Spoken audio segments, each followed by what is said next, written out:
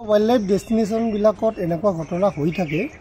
एनेहेन নহয় যে মানাসত এটা গড়ে খেদি আছে কাজিৰঙা পবিতৰা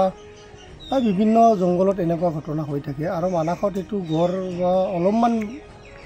এগ্ৰেছিভ হয় গাড়ীবিলাকক অলপমান খেদি আছে এটো নেচাৰেল ঘটনা বুলি ধৰি ল'ব পাৰি কিয়নো যোৱা 7-8 দিন আগত এটা হাতীয়ে খেদিছিল যেটো জংগলত আমাৰ वाइल्ड लाइफ খিনিয়ে বসবাস কৰি থাকে আৰু আমি গাড়ীৰে এটা দেখি চাবলৈ যাওঁ গাড়ীৰে এটা ডিস্টাৰ্ব ফিল কৰে আৰু এটো এটা মই নেচাৰেল ঘটনা বুলি ভাবো আৰু ইয়াত বিশেষ বেলেগ একো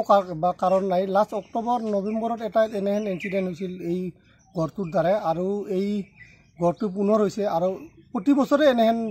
দুই এখন গাড়ী মানে খেদে আৰু মই ভাবো আৰু আগন্তুক এই এপ্ৰিল মে এটো অটোমেটিক বন্ধ হৈ যায় সিজনটো মই নাজানো এটো নৱেম্বৰ আৰু এটো হল মাৰ্চৰ মাহ মিটিং পিৰিয়ডো হ'ব পাৰে।